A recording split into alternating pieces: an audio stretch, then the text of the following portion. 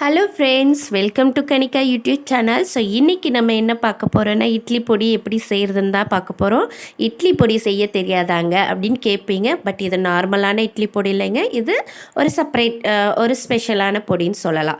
இதுக்கு நமக்கு முருங்கை இலை வச்சு தான் செய்ய போகிறோம். முருங்கை இலையை ஒரு 2 கட்டு அளவுக்கு எடுத்து நல்லா அதை க்ளீன் பண்ணி வெயிலில் நல்லா காய வச்சு எடுத்துக்கோங்க. இலை அப்படியே நல்லா மொறுன்னு ஆகிற வரைக்கும் காய வச்சு எடுத்து வச்சுக்கோங்க.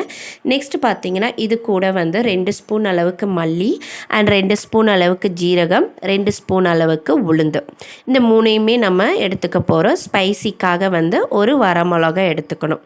ரொம்ப ஸ்பைசி வேணும்னா கூட ஒரு வரமிளகா ஆட் பண்ணிக்கோங்க. ஸோ இந்த மூணைத்தையுமே வந்து நம்ம செப்பரேட்டாக ஒரு வாணலியில் போட்டு அதை நல்லா ஃப்ரை பண்ணி எடுத்துக்க போகிறோம். இது எல்லாமே கம்மியான குவான்டிட்டிக்கு தான் நான் சொல்கிறேன். உங்களுக்கு அதிகமாக வேணும்னா இன்னும் கொஞ்சம் எக்ஸ்ட்ரா வந்து ஆட் பண்ண வேண்டியதாக இருக்கும். ஸோ இது மூணையுமே நல்லா கொஞ்சமாக ஆயில் விட்டு நல்லா ஃப்ரை பண்ணி எடுத்துக்கோங்க. இது கூட கொஞ்சமாக மிளகு போட்டு நல்லா அது கலர் சேஞ்ச் ஆகிற வரைக்கும் ஃப்ரை பண்ணி எடுத்துக்கோங்க.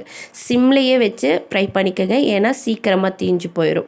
ஸோ இது நல்லா பொரிஞ்சு வந்ததுக்கப்புறம் நீங்கள் இதை தனியாக ஒரு பிளேட்டில் ட்ரான்ஸ்ஃபர் பண்ணிவிட்டு நெக்ஸ்ட் அதே வானிலையில் முருங்கை இலையை போட்டு நீங்கள் ஃப்ரை பண்ணிக்க போகிறீங்க. முருங்கை இலையுமே வந்து கொஞ்சமாக ஆயில் விட்டு ஃப்ரை பண்ணுங்கள். அப்போ தான் சீக்கிரமாக அது ஃப்ரை ஆகும், பார்க்கவும் நல்லா டேஸ்ட்டாக இருக்கும். ஸோ இது எல்லாமே ரெண்டுமே வந்து நல்லா கலர் சேஞ்ச் ஆகிற வரைக்கும் வதக்கி எடுத்துட்டு இதை வந்து நம்ம அரைச்சிக்க போகிறோம். ரொம்ப ஃபைனாக அரைச்சிடாதீங்க, நல்லா இருக்காது. இட்லி பொடி எப்படி அரைப்போமோ அதே மாதிரி அரைச்சி எடுத்துக்கோங்க. ஸோ ரொம்பவுமே டேஸ்ட்டாக இருக்கும். ஸோ இதை வந்து நீங்கள் வீட்டில் வந்து கிட்ஸுக்கு கொடுத்தாலுமே அவங்க ரொம்ப விரும்பி சாப்பிடுவாங்க. இது கூட வந்து கொஞ்சம் சால்ட்டு சேர்த்துக்கோங்க. சால்ட்டு வந்து ஸ்பைசிக்காக.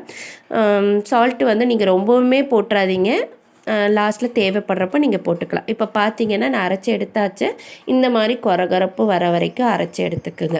ஸோ இதை வந்து நீங்கள் ஒரு ஏர்டைட் கண்டெய்னரில் போட்டு நீங்கள் ஸ்டோர் பண்ணி வச்சுக்கலாம்.